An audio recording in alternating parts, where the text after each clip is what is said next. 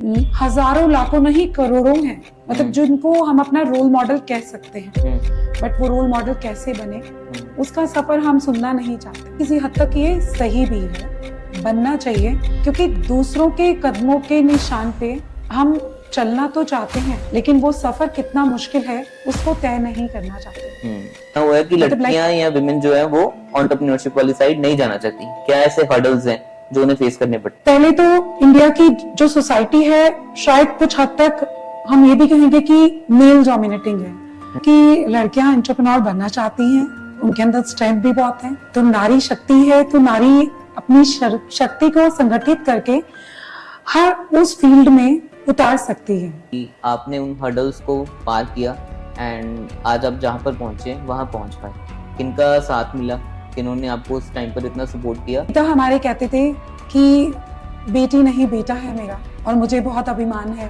तो जब पिता का विश्वास मिला और उनका विश्वास था, उनके विश्वास के साथ में मैंने एक सफल जीवन की शुरुआत की। तो लगता है कि सब पेरेंट्स को करना चाहिए सपोर्ट। स्पेस नहीं दोगे, उन पे फेथ नहीं करोगे, तो वो कुछ बन के कैसे दिखाएंगे? हर बच्चे को उसके लिए उसकी कैपेसिटी के हिसाब से जो क्षमता है वो अपने आप को करने के लिए उसको फ्रीडम देनी चाहिए।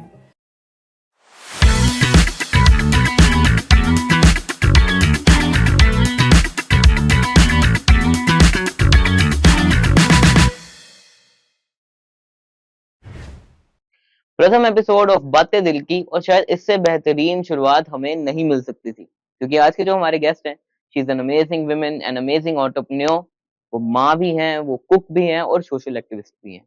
तो आज का एपिसोड बहुत ही बेहतरीन होने वाला है, क्योंकि आज बात होगी एंटरप्रेन्योरशिप की, जो भारत में इस टाइम पे बहुत ज्यादा जरूरी है। बात होगी स्पिरिचुअलिटी की, बात होगी कुछ ऐसे टॉपिक्स की जो आपको जरूर सुनने चाहिए। तो stay tune for our first episode. Hi ma'am, कैसे हो आप?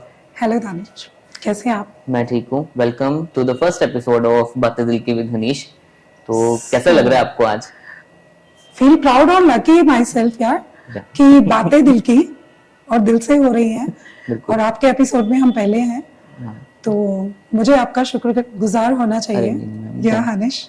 थैंक यू सो मच आपका आने के लिए। एंड जैसा कि नाम सजेस्ट कर रहे हैं, बिल्कुल कूल कैंडिड कॉन्वर्सेशंस हम रखेंगे इस पॉडकास्ट में। And I am feeling blessed कि पहले जो गेस्ट हैं वो आप हैं, कि एक नारी शक्ति के साथ पहले तो हमारा ये सीजन शुरू हो रहा है। एंड उसमें भी एक जो पर्सनली मैं फील करता हूँ कि इंडिया में ये चीज़ लैक करती है, वो है women entrepreneurship. And you are a successful women entrepreneur. तो आज उस पर बात करेंगे कि क्यों वुमेन एंटरप्रेन्योर इस इंडिया में इतना कम है, एंड कैसे हम उस चीज़ को बढ़ावा दे सकते हैं, या क्या क्या स्टेप्स सोसाइटी या गवर्नमेंट ले रही है।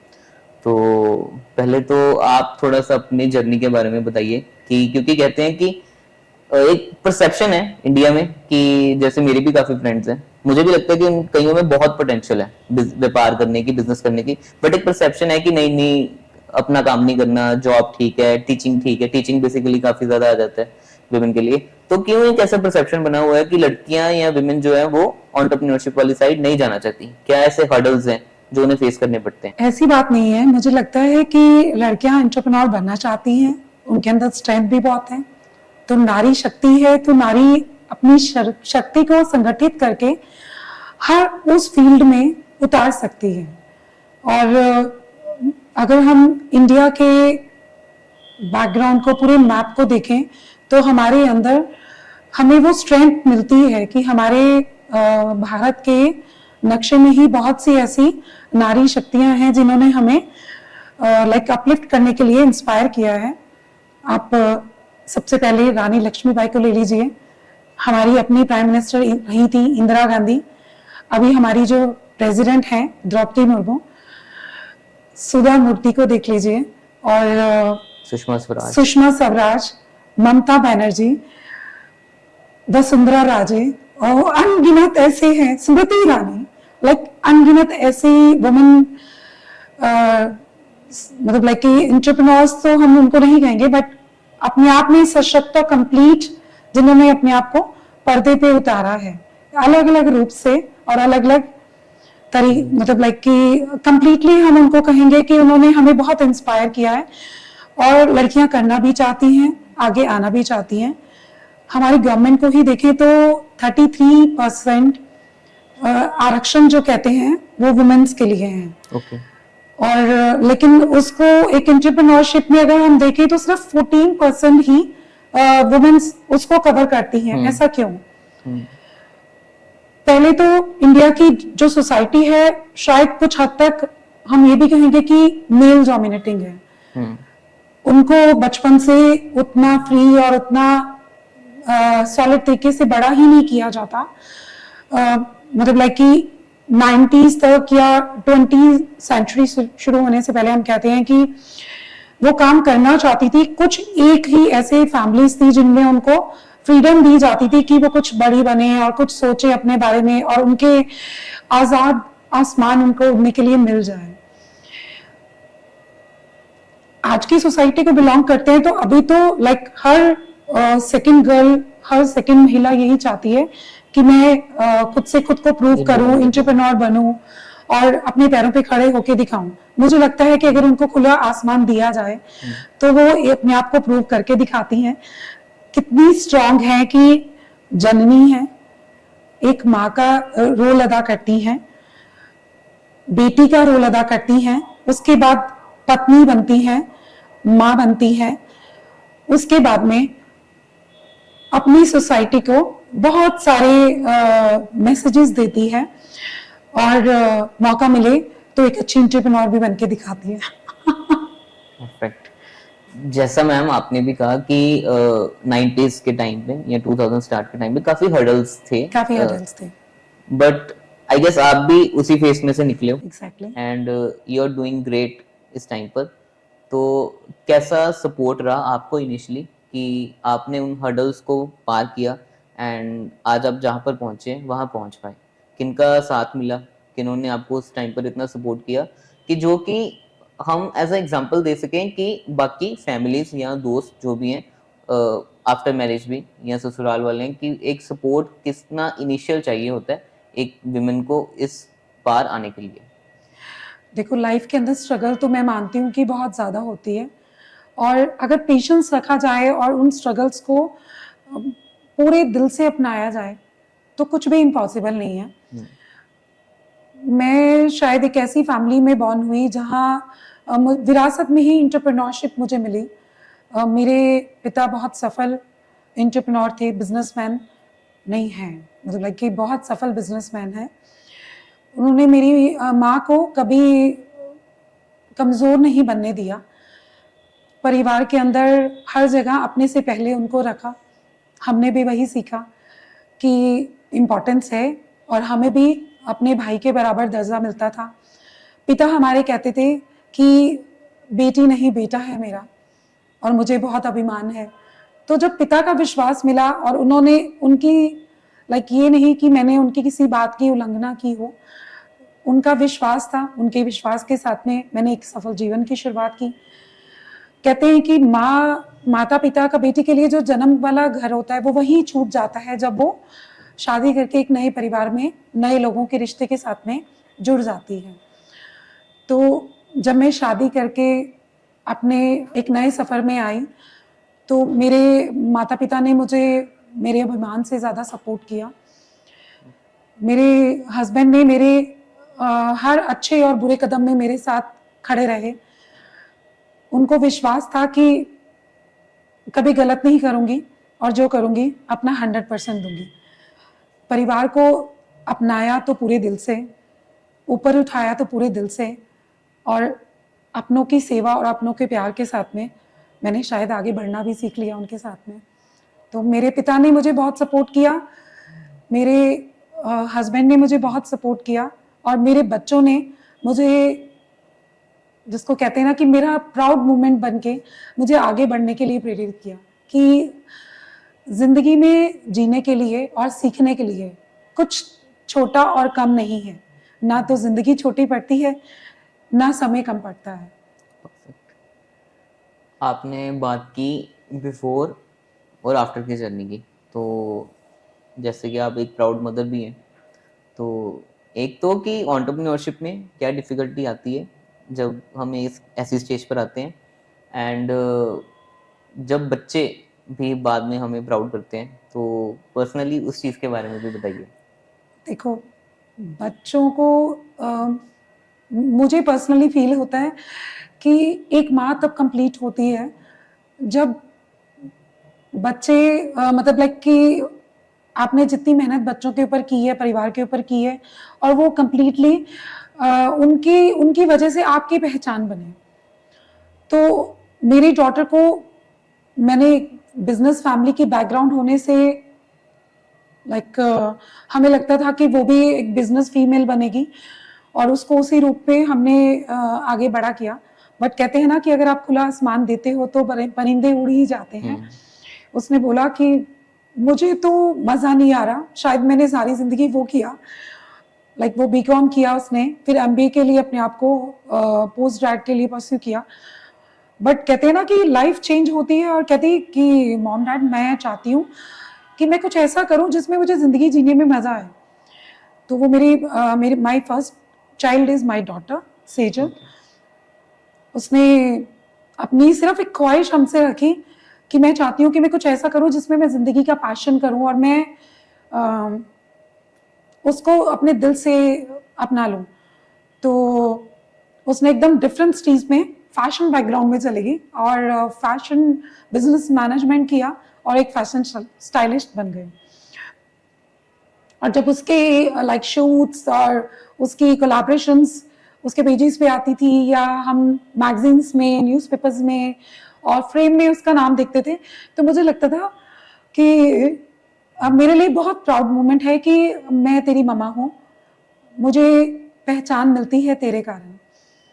और दूसरा मेरा बड़ा ड्रीम कि माय सन अक्षित बहुत छोटी उम्र में ही बड़े से ख्वाब देखता था, और उनको पूरा रखने की क्षमता भी वो रखता है।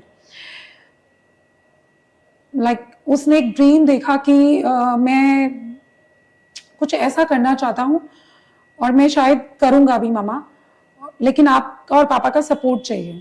तो उसके जो ग्रैंडफादर थे वो हमेशा कहते थे कि शायद मेरे ड्रीम्स जो मैंने नहीं पूरे किए हैं तुम पूरा करोगे, और मैं तुम में अपने आप को देखता हूँ।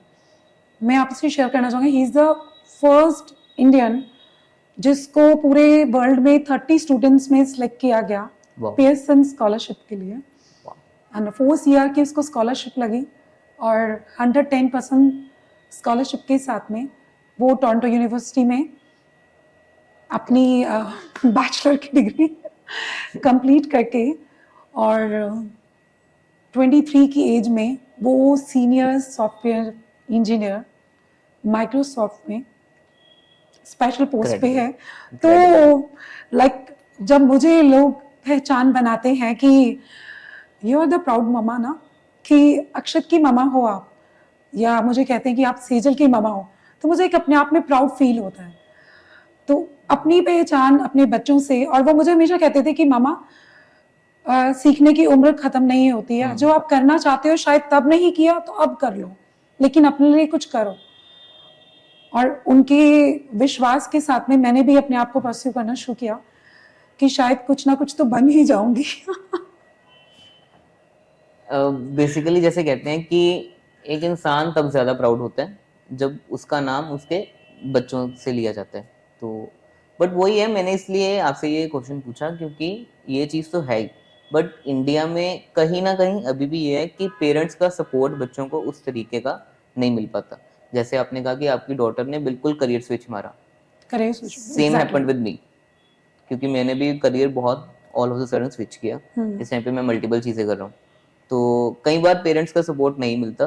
तो मुझे कहीं ना कहीं लगता है कि जब आपको पेरेंट्स का सपोर्ट नहीं मिलता तो आपकी एक करियर में जंग तो है ही, बट घर में एक अलग है। हाँ, मैं उस स्ट्रीम में लगी रही हूँ कि मुझे सपोर्ट मिला है। आपको लगता है कि सब पेरेंट्स को करना चाहिए सपोर्ट? एग्जैक्टली करना चाहिए। देखो, अगर आप उनको स्पेस नहीं दोगे, उन पे फेथ नहीं करोगे, तो वो कुछ बन के कैसे दिखाएंगे आपको? अगर आप उनको कुछ मौका दोगे, उनके ऊपर कुछ प्रूव करने की हर बच्चे के अंदर कैपेसिटी होती है। डिफरेंट स्ट्रीम के साथ बच्चा, सारे जैसे कहते हैं ना कि एक हाथ की 10 उंगलियां एक जैसी नहीं है, तो एक माँ के 2 बच्चे भी एक जैसे नहीं हो सकते, और एक बच्चे को हम दूसरे से कंपेयर नहीं कर सकते। तो हर बच्चे को उसके लिए उसकी कैपेसिटी के हिसाब से जो क्षमता है वो अपने आप को करने के लिए उसको फ्रीडम देनी चाहिए। हमारे माँ बाप ने भी हमें दी और शायद हमने भी अपने बच्चों को दी। और मैं तो ज़िंदगी का ये बेटर पार्ट समझती हूँ कि मैंने जो करना चाहा मैंने वो किया। मुझे अपनी फैमिली का सपोर्ट मिला, मेरे हस्बैंड ने मुझे हमेशा फुल सपोर्ट किया। मतलब लाइक आज जो कुछ भी मैं हूँ, अगर वो मेरी ज़िंदगी में ना होते तो शायद मैं ऐसी ना होती। I think इतना बहुत खूबसूरत सफ़र मैंने उनके साथ ही तय किया है। कहते हैं उनका नाम है विशाल और वो दिल से उतने ही विशाल है। आई थिंक बहुत इंपॉर्टेंट मैसेज है, क्योंकि इंडिया में एक तो सपोर्ट भी कई बार कम मिलता है, एंड सेकंड है जो कंपैरिजन बहुत ज़्यादा चलता है ना। जैसे कुछ मीम भी बनते हैं, शर्मा जी का बेटा वो कर शर्मा जी का बेटा वो करे। तो आई गेस बिल्कुल ठीक बात है कि बच्चों को कई बार छोड़ देना चाहिए, तब वो ज़्यादा सक्सीड करते हैं। एंड यहाँ क्या होता है कि सक्सीड होने के बाद तो हम डेफिनेटली उन पर प्राउड होते ही हैं, बट जो एक बिफोर जर्नी होती है उसमें भी डेफिनेटली सपोर्ट करना ही चाहिए। Ma'am, coming to the other topic, अगर ओवरऑल मैं एंटरप्रेन्योरशिप की बात करूं, नॉट ओनली विमेन एंटरप्रेन्योरशिप बहुत ज़्यादा ट्रेंडिंग में आई है रिसेंट ईयर्स में इंडिया में, बट स्टिल बहुत से लोग एंटरप्रेन्योरशिप को एक एज अ चमकता सितारा देख लेते हैं, बट एक जो जर्नी है उसकी एंटरप्रेन्योरशिप की, कितने हार्डशिप्स हैं उसमें, कितने बहुत ज़्यादा स्ट्रगल करना स्ट्रगल पड़ता है। बहुत स्ट्रगल करना मैंने एक स्टार्टअप रिसेंटली शुरू किया है 1 महीने पहले, मुझे पता है बेस्ट ऑफ बहुत luck. Thank you so much, बहुत रिक्वायरमेंट है। तो आई नो कि बहुत ज़्यादा डिफिकल्ट है, मैं उन डिफिकल्टीज को देख रहा हूँ, दिन रात ही काम है। तो आप क्या एक्सपीरियंसेस शेयर करना चाहोगे कि एंटरप्रेन्योरशिप कैसे बंदे को करनी चाहिए और कैसे बंदे को नहीं, क्योंकि एंटरप्रेन्योरशिप सबके लिए नहीं है। मेरा मानना है कि कभी भी अपने आप को दूसरों की लाइबिलिटी नहीं समझना चाहिए, राइट। एंटरप्रेन्योर को मतलब है कि जीरो से हीरो तक पहुंचना। तो जीरो से हीरो तक का जो सफर है वो बहुत मुश्किल है। मतलब आप अपने आप को वो साबित करना चाहते हो कि आप, पहले तो हमारे पेरेंट्स हमें कहते हैं कि आप लाइफ के अंदर जॉब प्रोवाइडर बनना चाहते हो कि जॉब सीकर बनना चाहते हो। तो आपने बोला कि जैसे आज इंडिया के अंदर हर दूसरा बंदा एंटरप्रेन्योर बनना चाहता है। तो मेरा मानना है कि किसी हद तक ये सही भी है, बनना चाहिए, क्योंकि दूसरों के कदमों के निशान पे हम चलना तो चाहते हैं, लेकिन वो सफर कितना मुश्किल है उसको तय नहीं करना चाहते। मतलब लाइक हम समझते हैं कि अगर मतलब लाइक कि हमारे पिता ने हमें बना बनाया सब कुछ अपनी लाइफ के अंदर सेटल करके दे दिया, तो शायद वो गलत है। हमें अपने आप को एक सही दिशा के अंदर लीड करने के लिए पहले खुद को प्रूव करके दिखाना चाहिए। खुद को प्रूव करेंगे तभी तो हम बेस्ट एंटरप्रेन्योर बनेंगे। मतलब कहते हैं कि पकी पकाई खिचड़ी खाने में बहुत अच्छी लगती है, लेकिन खिचड़ी कैसे बनती है वो नहीं पता चलता, वो किसी को नहीं मालूम। रियल टाइम प्रॉब्लम सब सॉल्व नहीं करते, रियल टाइम प्रॉब्लम सबको फेस करनी पड़ती है। और वो मेरे को लगता है कि जितना सोना आग में पकता है, मतलब कहते हैं उतना ही खरा होता है। तो बहुत सारी मुश्किलों से गुजरना ही अपने आप में एक काबिले तारीफ होता है। और जब हम पूरे स्ट्रगल से अपने आप को ऊपर लेके आते हैं, तभी हम परफेक्टली एक अच्छे एंटरप्रेन्योर बनते हैं। मतलब हमारे लिए अगर हम कहें कि एग्जाम्पल्स लेना चाहें, हजारों लाखों नहीं करोड़ों हैं, मतलब जिनको हम अपना रोल मॉडल कह सकते हैं। बट वो रोल मॉडल कैसे बने उसका सफर हम सुनना नहीं चाहते। जैसे कहते हैं कि सूरज की तरह अगर चमकना है तो सूरज की तरह जलना भी होता है, जलना भी पड़ेगा। आपके अकॉर्डिंग एंटरप्रेन्योर की कोई ऐसी 5 क्वालिटीज जो आप में अगर हैं तो आप एक अच्छे एंटरप्रेन्योर हो सकते हो, अगर नहीं है तो कई बार ऐसा होता है कि हमें अपने नेचर के अगेंस्ट जाकर कुछ ऐसी क्वालिटीज डेवलप करनी पड़ती हैं कि तब जाकर आप जो है वो सक्सीड दुनिया में हो सकते हैं। सबसे पहले तो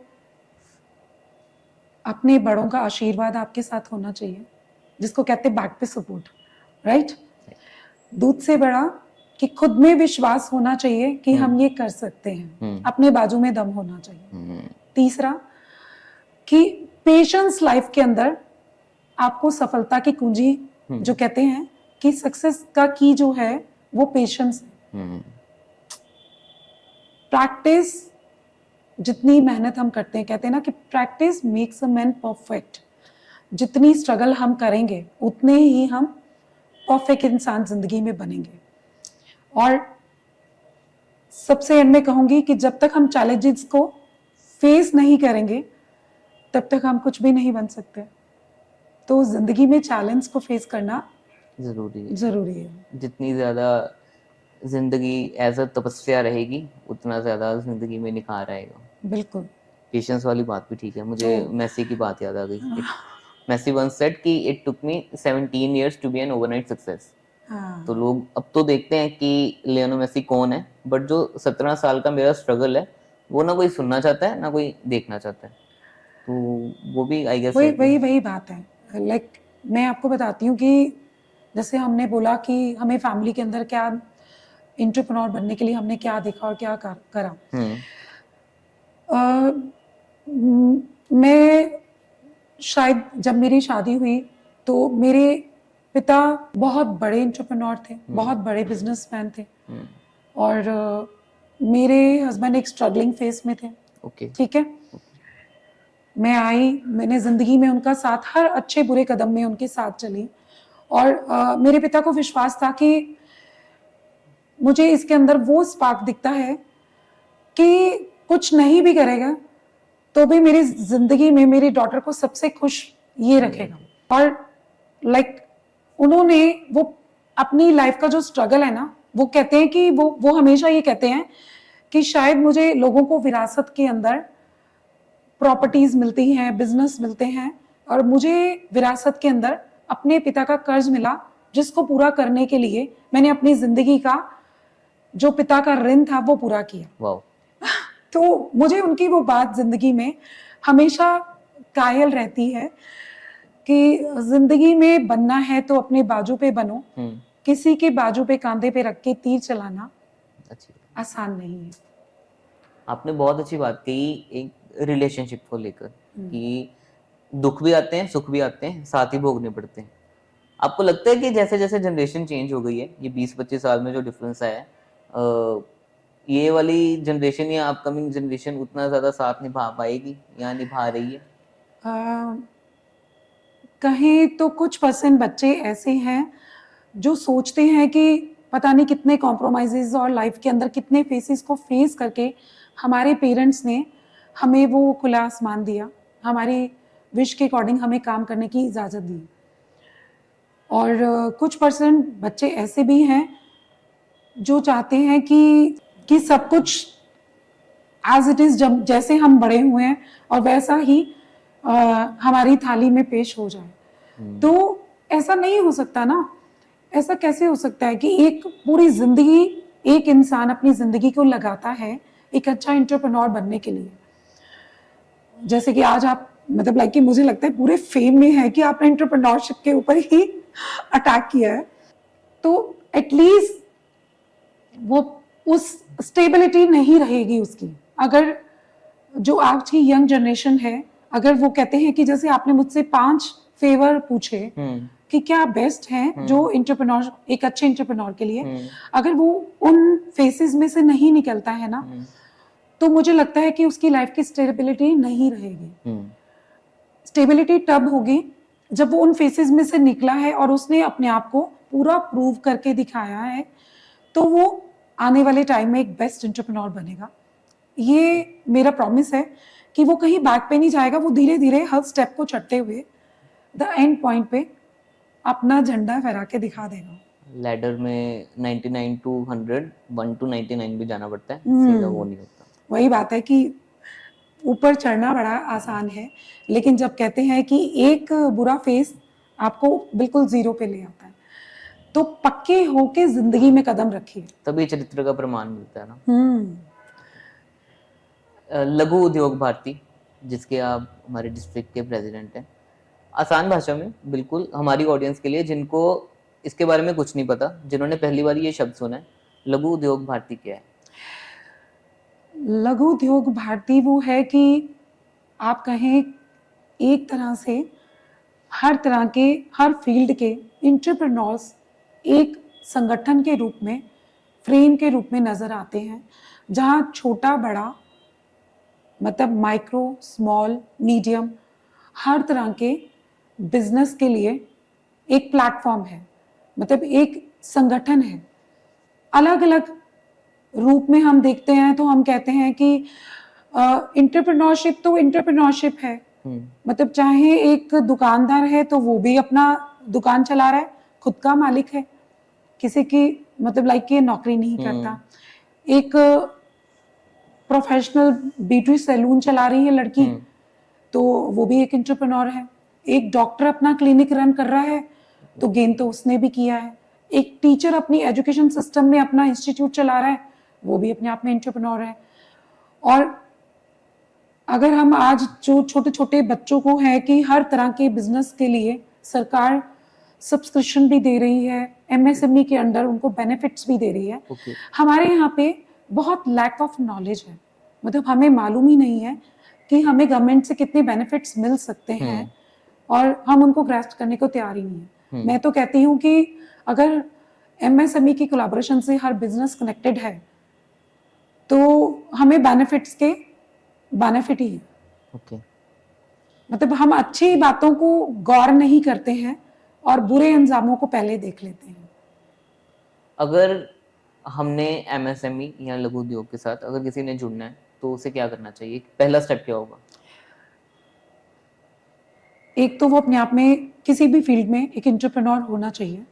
ठीक है, बिजनेस फील्ड होना चाहिए, चाहे वो किसी भी पेशे को लीड करता हो, राइट। एमएसएमई रजिस्टर्ड कराना आजकल के टर्म्स के अंदर बहुत ज़रूरी है, बिकॉज आप देखो कि अभी जो जैसे 43A एक्ट आया था या एमएसएमई के जो रूल्स गवर्नमेंट ने लागू किए थे कि 30 डेज के अंदर या आपके जो भी ट्रेडर है या बिजनेस मतलब लाइक कि आपकी मैन्युफैक्चरिंग यूनिट है तो बायर और सेलर्स के बीच में जो एक कहते हैं कि जो गैप है वो बहुत जल्दी कवर हो जाता है। मुझे लगता है कि किस हद तक ये सही भी है। तो लघु उद्योग भारती सेंट्रल गवर्नमेंट के साथ में कनेक्टेड है और बहुत अच्छी तरह आपके किसी भी फील्ड के अंदर एमएसएमई के अंदर अगर आपको कहीं पे भी कोई मुश्किल आती है तो डिस्ट्रिक्ट इंडस्ट्री और गवर्नमेंट उस डीसी गवर्नमेंट आपको पूरा सपोर्ट करती है कि अगर आप उसको लीड कर रहे हैं और आपको रजिस्टर्ड करवाना चाहिए पूरे मतलब इसकी मेंबरशिप भी आप मेंबर बन सकते हैं और लाइफ लॉन्ग इसके मेंबर हैं।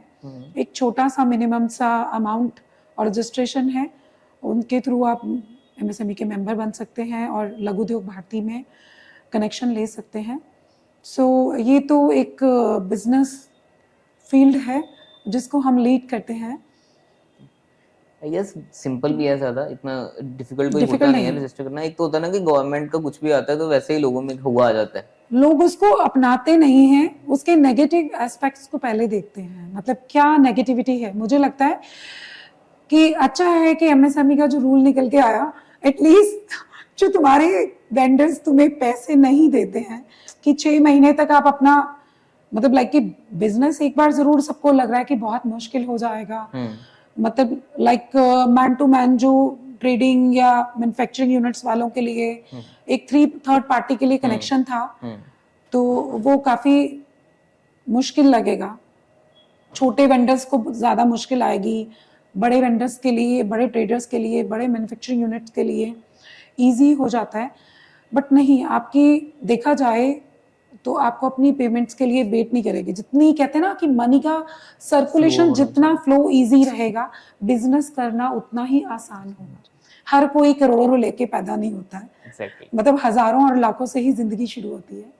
जिसके पास आई गेस है भी करोड़ों, वो भी कभी ना कभी तो फंसेगा नहीं, फंसता है, मतलब लाइक की है कि छोटा बंदा अपने आप को जल्दी शोकेस कर देता है कि मैं तो डूब गया जी, और बड़े वाला एंड पॉइंट पे आने पे खुद को शोकेस करता है कि भाई मैं तो बहुत मुश्किल से जिंदगी में बाहर निकल रहा हूँ।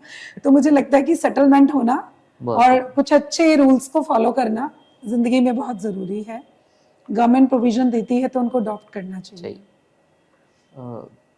आप कुकिंग भी करते हो, लाइक आपका कुकिंग मेरा पैशन है।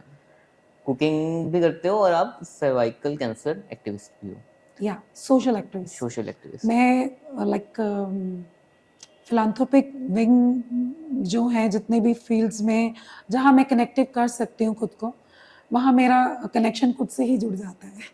इतनी मल्टीपल चीजें कैसे कर लेते हो?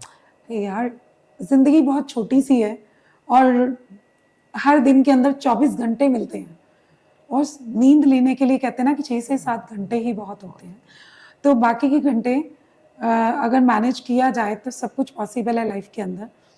तो खुद को कहते हैं कि आप फैमिली को फीड करते हैं, सोसाइटी को फीड करते हैं और खुद को फीड करना भूल जाते हैं। तो बीइंग अ सोशल एक्टिविस्ट, मैं ये जो कहते हैं ना, मेरी मेंटल, फिजिकल और इंटरनल सोल को फीड करने का काम करती हूँ इसमें। क्योंकि फिर 6-7 घंटे की नींद भी इनफ है। अगर वो 6-7 घंटे में 8 घंटे भी सो रहे हो, सुकून नहीं है, सुकून वाली नींद नहीं है, तो फिर तो 8 घंटे की भी फायदा नहीं है। मुझे पूरा दिन के अंदर आप एक अच्छा काम, मतलब अपनी पूरे डे की जर्नी के बाद में रात को जब सोचते हैं कि भाई आज क्या अच्छा काम किया, अगर वो काउंटिंग के अंदर एक अच्छा काम आ जाता है, मतलब लाइक कि आपने अपने हिसाब से किया लेकिन आपने उसको काउंट नहीं करना है। काउंटिंग करेंगे तो वो खत्म हो जाएगा ना, बट वो आपको सुकून से सोने दे। इंटरनल सेटिस्फेक्शन, इंटरनल सेटिस्फेक्शन कि जो भी कर रहे हैं अच्छा कर रहे हैं। एग्जैक्टली। Nice. मतलब कर्म करते चलो, फल की इच्छा चिंता नहीं रखो। स्पिरिचुअलिटी में बिलीव करते हो? 100%। एक इंसान का, नॉट ओनली एंटरप्रेन्योर, बट एक इंसान की जर्नी में स्पिरिचुअलिटी का कितना रोल होता है? मुझे लगता है कि जिंदगी जीने के लिए जितनी सांसें जरूरी है, जितना खाना जरूरी है, उतना ही स्पिरिचुअल होना जरूरी है। What is spirituality according to you? क्योंकि हर किसी का ना स्पिरिचुअलिटी का अपना मतलब है, और कुछ लोगों का बहुत ज्यादा धर्म ओरिएंटेड होता है, कुछ लोगों का नेचर ओरिएंटेड होता है, कुछ लोगों का यूनिवर्स ओरिएंटेड होता है। तो स्पिरिचुअलिटी आपके लिए क्या है? मेरे लिए स्पिरिचुअलिटी वो है कि आपके घर में सुकून हो, आपके माता पिता आपसे खुश हो, आपके बच्चों के साथ में आपने 100% दिया हो, राइट?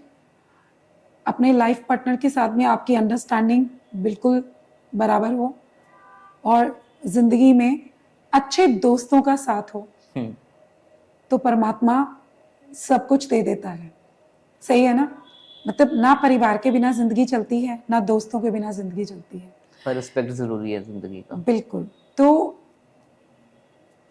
अंधविश्वास जिंदगी में या बहुत ज्यादा दिखावा जिंदगी में स्पिरिचुअलिटी को नहीं बिलोंग करता। स्पिरिचुअलिटी वहीं पे होती है जो आपके अंदर है। मैं आत्मा, तू परमात्मा। सही है? मतलब तू मेरे साथ, मैं तेरे साथ। मतलब परमात्मा को खोजने की जरूरत नहीं है, वो आपके अपने अंदर है। राइट। लोग क्या करते हैं, स्पिरिचुअलिटी के आजकल डिफरेंट डिफरेंट मीनिंग निकल गए हैं, एंड हर कोई ना काइंड ऑफ एग्जैगरेट कर रहा है चीज़ों को। तो बड़ा परफेक्टली फिट आंसर मिला कि हर चीज़ ज़िंदगी में ज़रूरी है। लोग क्या खुद में ज़्यादा इन्वॉल्व हो गए हैं रादर देन दोस्तों के। आई गेस फेस ही होता होगा ये भी ज़िंदगी का, कि किसी टाइम पर बहुत ज़्यादा बंदा खुद में इन्वॉल्व हो जाता है, किसी टाइम पर फिर नीड होती है। ऐसा भी नहीं होना चाहिए, ऐसा नहीं होना चाहिए। मुझे लगता है कि जिंदगी में हर चीज़ का बैलेंस होना बहुत ज़रूरी है। ये भी नहीं है कि आप परिवार को छोड़ के भैया स्पिरिचुअल कामों में लग गए। सही है? आप दोस्तों के साथ पार्टी करने लग गए कि भैया यही सुकून है, काम के पीछे पागल हो गए और जिंदगी जीना छोड़ दिया। मेरे साथ हो रहा है ये रिसेंटली। ऐसा नहीं करना। नहीं, अभी आप छोटे हैं, जिंदगी को पूरे पैशन के साथ जीना और स्ट्रगल करना बहुत जरूरी है। ये राइट टाइम है कि अभी आपको अपने काम को 100% देना है, बिकॉज खुद को प्रूव करना है। किसी और के लिए नहीं, अपने लिए, उन पेरेंट्स के लिए जिन्होंने आपको उस लेवल पे पहुंचाया है। तो 100% तो आप उनको दोगे, खुद को भी दोगे, तो स्पिरिचुअलिटी आपकी इक्विवेलेंट हो जाएगी। बेटे काम भी कर्म है और काम ही पूजा है। सही है ना? मेरा मानना है कि अगर आप जैसे एक मेरे फैक्ट्री यूनिट के अंदर जैसे 200 के करीब लोग काम करते होंगे, अगर उनमें से मुझे मतलब लाइक कि वो भी मेरे लिए एक परिवार ही है। उन 200 लोगों के साथ में उनके परिवार के कितने सदस्य जुड़े हैं। आज उनके परिवार में कोई तकलीफ आती है या दुख होता है या कोई परेशानी आती है और मुझे अप्रोच करते हैं या मतलब लाइक कि एक फैमिली है और एक विश्वास समझते हैं, तो वो भी हम उनको सपोर्ट सिस्टम में उनके लिए खड़े हैं, लाइक उनकी केयर करते हैं, तो वो भी एक पार्ट ऑफ स्पिरिचुअलिटी है, राइट। तो डिफरेंट डिफरेंट एस्पेक्ट से स्पिरिचुअलिटी को आप, ये नहीं है कि आपने मंदिर में जाके घंटी बजाई, किताबें पढ़ ली, परमात्मा के लिए आप मोक्ष के लिए निकल गए, गुरुद्वारे तीर्थ स्थानों पे जाके बैठ गए और संकीर्तनों में जाने लग गए। नहीं, अगर मन में शांति होगी तभी तो आपका किसी और जगह भी दिल लगेगा। अगर आत्मा में और मन में शांति नहीं होगी तो ये जो दिखावा है, घंटी बजाना, मतलब लाइक कि बड़े ह्यूज क्राउड्स के अंदर जाके उसका स्पिरिचुअलिटी का सोशल दिखावा करना, जो आजकल बहुत ज्यादा हो गया है। मैं इस बात से एग्री नहीं करती हूँ, जो आजकल बहुत ज्यादा हो गया। अरे ज्ञान हमारे अंदर है, बस हम उसको कहते हैं ना कि खुद को खोजते नहीं है। बहुत बचपन में सुनते थे कि पूरी लाइनें भी याद नहीं है कि बुरा जो देखन मैं चला, बुरा ना मिलिया जो कोई, मन खोजा जो अपना दिल तुम, खोजो अपना मुझसे बुरा ना होए, राइट। तो सब कुछ हम बाहर खोजते फिरते हैं, सब कुछ अपने अंदर ही है। बड़े बड़े स्पिरिचुअल सेंटर्स खुल गए, मतलब लाइक कि नेचर थेरेपी सेंटर खुल गए जहां आपको अपने आप से मिलाते हैं। मतलब हम लाखों रुपए दे के आके खुद से मिलते हैं, तो मुझे लगता है कि अगर सुकून से बैठ के अपने बारे में सोचा जाए और खुद के साथ में अच्छा किया जाए तो नीड नहीं है, वही स्पिरिचुअलिटी है। ज्यादा जिंदगी को वो कॉम्प्लिकेट नहीं करना चाहिए, कॉम्प्लिकेट बड़ी इजी है जिंदगी, बड़ी मैं सही बात बताऊं, मैं आर्ट ऑफ लिविंग की इस बात पे बहुत बिलीव करती हूँ। मतलब लाइक कि मैं कहते हैं उसकी बहुत ज्यादा आर्डेंट बिलीवर नहीं हूँ, लेकिन इस बात पे बिलीव करती हूँ कि जिंदगी एक फेस्टिवल है और उसको रोज सेलिब्रेट करना चाहिए। जो मौका मिले उसको जी लो, ये पल दोबारा नहीं आने वाला। एग्जैक्टली। बुक्स रीड करते हो? कभी कभी नॉट पक्का रीडर, बट पढ़ना अच्छा लगता है और कुछ अच्छा मिल जाए तो उसके साथ में कनेक्शन हो जाता है। मैं काफ़ी ज़्यादा बुक्स रीड करता हूँ, रिसेंटली स्टार्ट किए, मेरी ज़िंदगी में काफ़ी बदलाव आया उसके लिए। मैं एक रिचुअल बना रहा हूँ अब इस सीज़न में कि हर किसी से मैंने गेस्ट से पूछा करना है कि उनकी फेवरेट बुक क्या है और वो ऑडियंस को क्या सजेस्ट करना चाहते हैं बुक रिकमेंडेशन में। आई थिंक अभी तक जो कंप्लीटली मैंने पढ़ी है सीक्रेट ऑफ लाइफ। सही है ना कि जिंदगी का सीक्रेट क्या है, अगर आप उसको पढ़ लेते हो तो लाइफ खुद ब खुद एक अच्छी परफेक्ट बुक बन जाती है। तो I should recommend secret of life. हाँ, मतलब लाइक कि मैंने बहुत बार पढ़ी है, बहुत छोटे होते से लेके और बड़े होने तक कई बार पढ़ी है, लेकिन मुझे लगता है द कंप्लीट जब आप उसके सीक्रेट को समझ आते हो। परफेक्ट। मैम एंटरप्रेन्योरशिप पर हमने बहुत बात की, बट इफ समहाउ एनीहाउ अगर आप एंटरप्रेन्योर ना होते तो आप एज अ करियर क्या चूज करते? सही पॉइंट चूज किया। शायद ड्रीम है यार, कोई मौका मिले तो दोबारा जिंदगी जी लूं उसके लिए कि दलीलें जिंदगी में देना अच्छी बात है, बट वो किसी काम की हो तो मजा है जिंदगी का। तो मैं लॉयर बनना चाहती थी। सही है। या एक एयर हॉस्टेस होती। ओके। बट मौका मिला नहीं ये सब बनने का। मतलब कहते हैं ना कि जिंदगी में जो कुछ मिले करते जाओ। सीखने की उम्र खत्म नहीं है, तो इट माइट पॉसिबल कि अगर पढ़ने का मौका मिले तो फिर से पढ़ना चाहूंगी और अपने पीछे एक डिग्री लगवाना चाहूंगी जो कि इनकम्प्लीट है। मतलब अपना जो लाइफ का सिनारियो है ना, एक कंप्लीट नहीं लगता है मुझे कि एजुकेशन सिस्टम में जरूरत नहीं है, लेकिन फिर भी जिंदगी में खुदा जाने कहाँ के इस मोड़ पे क्या मिलता है। जिंदगी दरिया है, पता नहीं कहाँ कहाँ उसने बहा कर साथ में ले जाना है। सही है अनिश। आज हम बहुत ब्यूटीफुल टाइमलेस अमृतसर के स्टूडियो में बैठे हैं तो टाइमलेस अमृतसर के साथ आपकी क्या एसोसिएशन है, थोड़ी सी उसके बारे में जर्नी अगर आप शेयर करना चाहें। अम, बहुत सी बातें की इस स्टूडियो में बैठ के, टाइमलेस अमृतसर के, दिल की बातें दिल से की। और शुक्रगुजार हूँ दविंदर सर का और उनकी बेटर हाफ का, जिन्होंने मुझे ज़िंदगी के अपने ज़िंदगी के उस रूबरू होने के लिए मौका दिया, बहुत सी ऐसे लोगों से कनेक्शन दिया। मतलब लाइक कि मेरे को लगता है कि उनके जैसी ज़िंदगी मौका मिले तो सबको जी लेनी चाहिए। दविंदर सर की एक बात बहुत अच्छी लगती है, वो कहते हैं कि भाई पैसे तो बहुत कमा लिए, काउंटिंग भी XYZ की हो जाएगी, लेकिन खुद के लिए कुछ करे ना करे तो मज़ा नहीं है। तो अब वो कर रहा हूँ जो मुझे बहुत पहले करना था। अब मैं फ्री हो चुका हूँ और अब वो कर रहा हूँ जो मुझे करना है। तो मुझे लगता है कि ये शहर के लिए जो टाइमलेस अमृतसर का पेज है या प्लेटफॉर्म है, ये बेस्ट प्लेस है यार। मतलब लाइक कि वो हर एक को, पूरे शहर को नहीं, पूरे दुनिया को नहीं, पूरे संसार को जोड़ रहे हैं। डिफरेंट कम्युनिटी बिल्डअप हो रही है, जो कि एक कम्युनिटी का जो गैप हमारे अंदर आ चुका है। हम एक छोटे से दायरे में सिमट के रह रहे हैं और अपने आप को एक्सप्लोर नहीं कर रहे हैं। और इन्होंने वो प्लेटफॉर्म मुझे लगता है कि हम लोगों को दिया है कि मैं फर्स्ट टाइम बताती हूँ कि द अर्थ के अंदर मुझे सर ने बोला कि आप फ्री हो। मैंने कहा सर बताओ। कहते फ्री हो तो आ जाओ, हमारी एक मतलब लाइक कि ग्रुप है आर्टिस्ट का, जो जिंदगी को अलग अलग रूप में पेंट करते हैं। अब आर्टिस्ट तो सभी हैं भाई, भगवान सबसे बड़ा पेंटर, और हम उसके सब छोटे छोटे कैनवस को शेड कर रहे हैं। तो कहते आ जाओ। और मैंने जब लाइक सबका वहाँ पे बैठ के इंट्रोडक्शन सुना तो मुझे लगा कि भाई बहुत कुछ करना बाकी है, इनका साथ मिल जाए तो शायद जिंदगी को जीने का और मजा आ जाएगा। आई गेस सर ने कम्युनिटी बिल्डअप का जो कॉन्सेप्ट लेकर आए ना अमृतसर में, वो बहुत इंपॉर्टेंट था, क्योंकि बहुत जरूरी है। कहते हैं कि जितना भी कंपटीशन है ना, वो बॉटम पर है, टॉप पर सिर्फ कोलैबोरेशन है। एंड वो चीज़ जो टाइमलेस अमृतसर लेकर आया है, it is phenomenal. Timeless Amritsar के कारण ही आज हम भी अगर ये शो कर पा रहे हैं, दिल की बातें दिल से कर रहे हैं। दिल की बातें दिल से कर रहे हैं।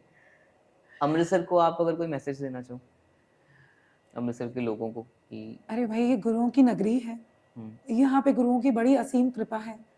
और मतलब कहते हैं कि प्यार की बारिश है। सब लोग उस स्पिरिचुअल, जो आप कह रहे थे कि उस स्पिरिचुअलिटी में खुद को सुकून से नहला लें तो बेस्ट है। मतलब खुद के अंदर विश्वास करके पूरे दिल से जिंदगी जी लें तो यहाँ प्यार करने वालों की कमी नहीं है। वो तो दिल वालों का है, शहर है ये। अमृतसर दिल वालों का शहर है, गुरुओं की नगरी है। बहुत प्यार और बहुत अपनापन बरसता है। मतलब जी आया है, खुले दिल से हम हर किसी का वेलकम करते हैं यहाँ पे। तो यहाँ के लिए एक ही मैसेज है कि सबका स्वागत है अपने दिल में, दिल के दरवाजे खुले हैं। इसीलिए शायद बेस्ट टूरिस्ट सिटी भी है हमारे अमृतसर। Best tourist city. बहुत एक छोटी सी लाइन है, वो कुछ गाने में गुनगुनाते थे, ये दिल है मेरा यादों की अलमारी, इस अलमारी में मैंने रखी है सब ऑफ लाइक मुझे पूरा याद नहीं है, हम खुद कंप्लीट करेंगे। मुझे अच्छा बड़ा लगता है। तो टोटली एक्सेप्ट करती हूँ कि मुझे अमृतसर से बेटर कुछ नहीं लगता। अपने शहर से प्यार भी होना चाहिए। प्यार है, मतलब यहाँ के खाने से, यहाँ के कल्चर से, यहाँ के लोगों से और यहाँ की अपनाइयत से ऐसा सुकून कहीं और नहीं मिलता। एग्जैक्टली। बड़ी सिटीज में आई गेस बहुत सी चीजें हैं, बट सुकून जो है वो आपको अपने शहर में ही मिलता है। मेरा तो कभी खुद नहीं मन किया अमृतसर छोड़ के जाने का। मैं आपको बड़े मजे की बात बताती हूँ कि मेरे सन को कनाडा में रह रहा है, वैंकूवर में, और तकरीबन 7 साल हो गए या 8 साल हो गए, मुझे काउंटिंग में भी नहीं है। और उन इतने सालों में मैं सिर्फ एक बार उसके पास 15 से 20 दिन के लिए गई हूँ, उसकी ग्रेजुएशन सेरेमनी पे। ओके। वो मुझे हर बार कहता है कि मम्मा आप मेरे पास में आ जाओ, चेंज हो जाएगा आपका, मुझे भी अच्छा लगेगा कि कुछ दिन आप मेरे साथ।